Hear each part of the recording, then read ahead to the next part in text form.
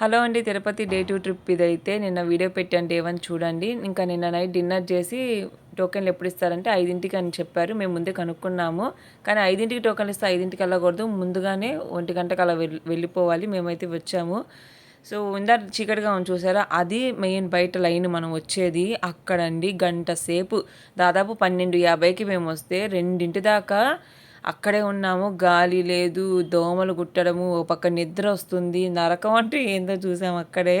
నిజంగా గంట సేపు చాలా బాధలు పడ్డాము. మనమే అనుకుంటే వయసులో పెద్దవాళ్ళు కానివ్వండి, చిన్న పిల్లలు కానివ్వండి, అందరూ ఉన్నారు. 2:10కి అలాగా కంపార్ట్మెంట్స్లోకి వదిలారు. కొంచెం ఊపిరి పీల్చుకున్నాము. ఎందుకంటే బయట ఫ్యాన్లు లేవు, దోమలు కొడుతున్నాయి. కనీసం భలే ఇబ్బంది పడ్డాం కదా. ఇది కొంచెం నయం అని చెప్పొచ్చు, ఎందుకంటే గాలి వీస్తుంది బాగా. ఆ ఫ్యాన్లు ఉండడం వల్ల కొంచెం పర్లేదు అనిపించింది. కానీ అయితే అందరూ చాలామంది ఎక్కువ మేల్కొనే ఉన్నారు. ఎందుకంటే కాలు జాపుకునే ఖాళీ లేదు అక్కడైతే.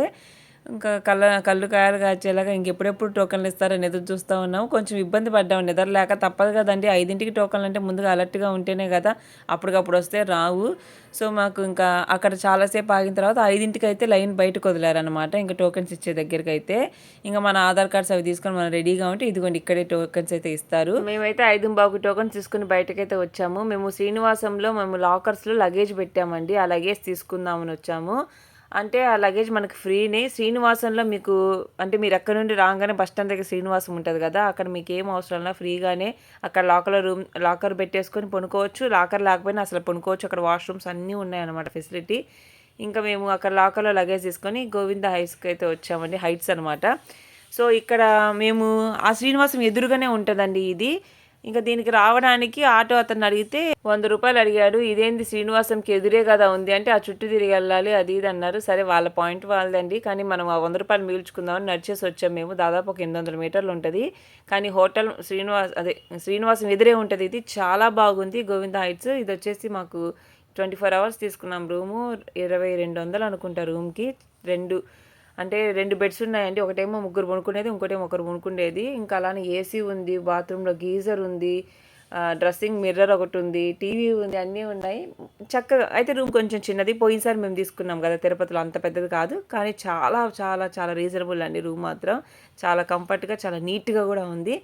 ఇంకా రూమ్ తీసుకొని కాసేపు పడుకొని పోయి ఇంకా కాసేపు ఆగి టిఫిన్ టైంకి లేచాము. ఒక 10కి అలా లేచి ఇంకా ఫ్రెష్ అప్ అయిపోయి గోవింద హైట్స్ పక్కనేనండి, ఇక్కడే.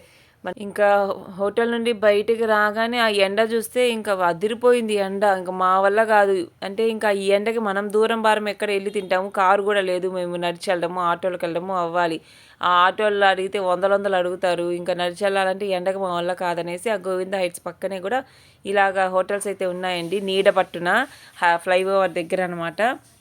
ఇంకా సరే అని కూర్చొని ఇంకా దోశ ఆర్డర్ చేసుకున్నాము. ఆనియన్ దోశ కానీ కారం దోశ ఇలాగా. నిన్న నైట్ దోశ తిన్నామని చెప్పాం కదా శ్రీనివాసం లైన్లో అక్కడ. అది ఇంట్లోలానే క్వాలిటీగా ఉందండి, చాలా బాగుంది. అదే ఉద్దేశంతో దోశ మళ్ళీ ఆర్డర్ చేసుకున్నాము. దోశ చట్నీ అయితే చాలా టేస్టీగా ఉంది. కానీ ఇడ్లీలు తినాలంటే భయం, ఇక్కడ రబ్బర్ ఇడ్లీలు. ఇంకా మిగతా ఫుడ్ జోలికి వెళ్ళదలుచుకోవాలి. దోశకు మాత్రం నేను సాటిస్ఫై, ఎందుకంటే డబ్బులు అయితే ప్రైస్ ఎక్కువే. ఇక్కడ మనం కూర్చుంటే టిఫిన్లకి వందలు అయిపోతాయి. నేను నైట్ ఏమో 300, ఈరోజు ఏమో ఒక 500 దాకా అయిపోయింది. ఇది కొన్ని కారం దోశ అనమాట. ఇక్కడ ఎర్రగారం మాత్రం బాగా ఉంటుంది దోశ కూడా.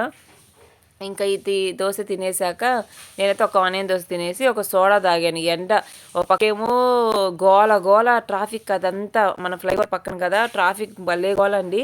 ఇంకా అందుకేనేమో అంటే వాహనాలు వెళ్ళబట్టినేమో ఇంకా టెంపరేచర్ ఎక్కువ ఉంటుంది. ఇక్కడైతే మాత్రం చాలా టెంపరేచర్ ఉంది. నా వల్ల కాల.